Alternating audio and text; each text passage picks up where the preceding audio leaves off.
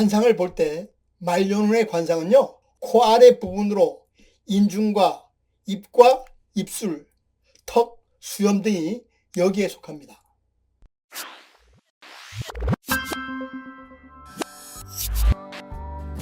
안녕하세요. 고전의 한수 엄태범TV입니다. 오늘 고전의 한수는요, 말년이 되어야지 비로소 돈이 들어오는 관상에 대해서 말씀을 드려보겠습니다. 관상을 공부하는 사람들은요, 좋은 관상과 나쁜 관상은 존재하지 않는다고 말을 합니다. 다만 빈부와 귀천, 그리고 격의 높고 낮음만 있을 뿐이라고 말을 합니다. 사람은요, 얼굴을 통해서 초년과 중년과 말년운이 드러난다고 합니다. 관상을 볼 때 말년운의 관상은요, 얼굴의 하관 부분을 보게 됩니다. 하관은 코 아래 부분으로 인중과 입과 입술, 턱, 수염 등이 여기에 속합니다. 인중은요, 선명하고 위보다 아래가 넓어야 한다 그랬습니다. 입은요, 벌렸을 때 크고 닫았을 때는 작아야 한다 그랬습니다. 턱은요, 둥글고 두텁고 단단해야 한다고 그랬습니다. 끝으로 수염은요, 속살이 보일 정도로 수염이 적당히 나야 한다 그랬습니다. 첫째, 인중입니다. 인중은요, 선명하고 위보다 아래가 넓어야 됩니다. 인중이란요, 코끝에서 입까지 연결하는 부분을 말합니다. 우리는 인중을 통해서 수명과 자녀의 유무, 그리고 경제적인 수입을 알 수 있습니다. 인중이 선명하고 뚜렷한 사람은요, 마음도 야무지고 일에 결단력이 있어서 그에 상응하는 복과 돈이 흘러 들어온다 그랬습니다. 인중은요, 적당히 길고 말할 때 잇몸이 보이지 않는 사람은요, 반드시 노년에 부자로 산다 그랬습니다. 관상학에서요, 인중을요, 강인 코와 바다인 입을 연결하는 수로, 즉 물줄기에 비유하기도 합니다. 이 수로는요, 위보다는요, 아래가 넓어야 됩니다. 그래야 물길이 시원스럽게 아래로 빠져들어가 바다로 흘러 들어가게 됩니다. 반대로 인중의 넓이가 위에는 넓고 아래가 좁으면요, 병목 현상을 유발하는 것 같아서 강물이 바다로 가는데 잘 빠져나가지 못하게 됩니다. 따라서 물이 범람하게 됩니다. 둘째는요, 입입니다. 입은요, 합소개대라 그래서 벌렸을 때는 크고 닫았을 때는 작아야 합니다. 입을 보면요, 그 사람의 스케일을 또한 알 수 있습니다. 입을 통해서요, 남성의 경우에는 배짱과 건강, 그리고 사업을 볼 수 있다 했습니다. 그리고 여성은 자손의 유무와 남편운, 그리고 부귀함을 볼 수 있다고 했습니다. 입은요, 관상학적으로 음식이 들어가고 나가는 출납간의 역할을 하는 그런 곳입니다. 따라서 입은요, 단정하고 두터워야 한다고 그랬습니다. 그리고 입술은 가지런하고 위아래가 빈틈없이 닫혀 있어야 됩니다. 특히 입끝이 위로 향하면요, 성격이 밝고 명랑하고 스스로 복을 불러들인다 그랬습니다. 입술은요, 선홍색이 나야 좋은 입술이라고 했습니다. 이처럼 입과 입술이 좋으면요, 노후에 경제적으로 먹고 사는데 전혀 지장 없이 풍족한 생활을 한다 그랬습니다. 관상학에서는요, 양쪽 입꼬리를 올려서요, 웃는 관상을 만들면 말년운도 변화시켜 행복한 인생을 산다 그랬습니다. 아래 입술 바로 아래 부분을요, 관상학에서는요 승장이라 그럽니다. 이 부분에 살이 두둑하며 탄력이 있으면요 60세 이후에 하고 있는 사업이 성공해서 큰 부자로 살게 되며 자녀에게도 좋은 일이 생기게 된다 그랬습니다.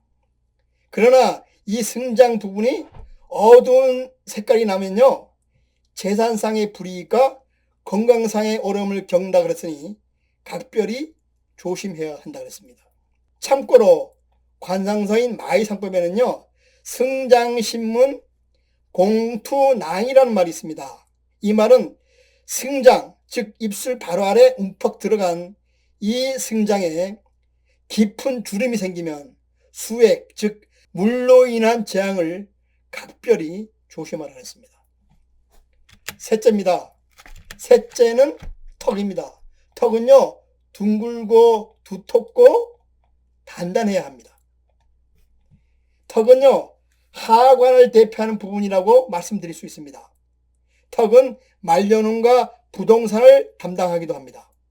턱은 인생에서 본인이 얻을 수 있는 지위와 그리고 부를 상징하기도 합니다. 또한 턱을 노복궁이라 그래서요 사람을 거느리는 능력을 보는 부위이며 노년기의 삶입니다. 즉 말년운을 보는 부위입니다. 턱은요 주위의 사람들이 나를 얼마나 많이 따르고 나를 도와주는 것을 보는 부분이 바로 턱입니다. 따라서 턱의 주위가 둥글고 두텁고 살이 탄탄하면요 주위 사람들의 도움으로 결국 노년에 큰 부자로 살게 된다 그랬습니다. 또한 턱을 통해서 그 사람의 성격을 알 수 있다 그랬습니다. 턱은요 의지와 지구력을 나타냅니다. 턱이 크고 넓을수록 믿음성이 있고 나를 밀어주는 사람이 있어서 마무리를 좋게 할 수 있습니다. 따라서 턱이 크고 넓을수록 주관이 뚜렷하며 확고한 의지가 있다고 볼 수 있습니다.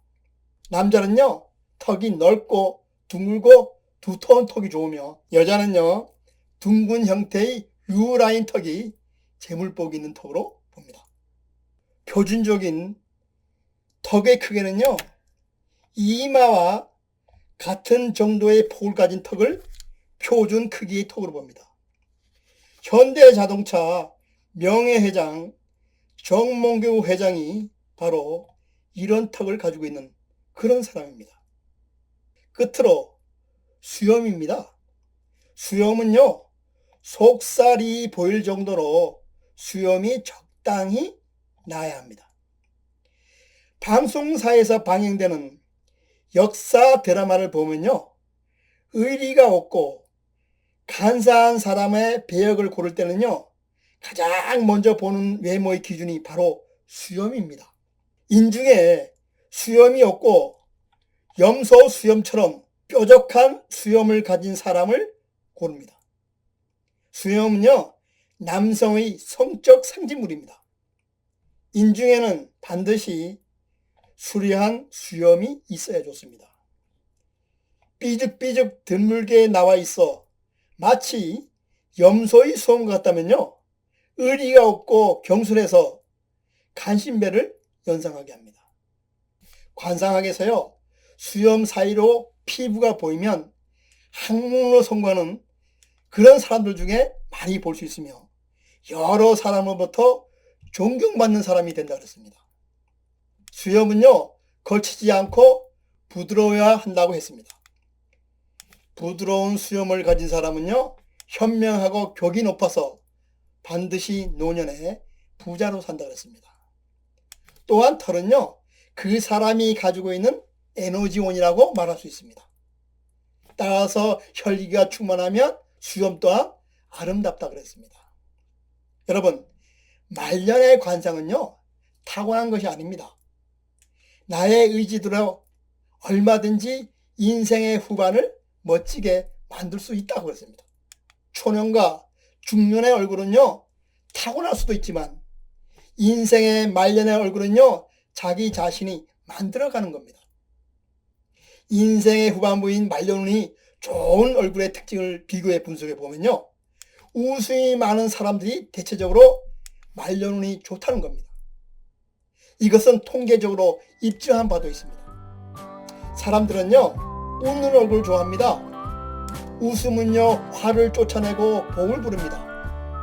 웃음은 또한 나와 이 세상을 화해시키고 아울러 밋밋하고 재미없는 이 세상을 멋진 신세계로 바꾸는 마술과 같은 역할을 합니다. 따라서 우리는요, 말년을 좋게 하려면요, 웃으면서 이 세상을 살아가야 됩니다. 그럼 오늘 고전의 한 수는요, 여기서 마치고 다음 시간에 다시 찾아뵙도록 하겠습니다.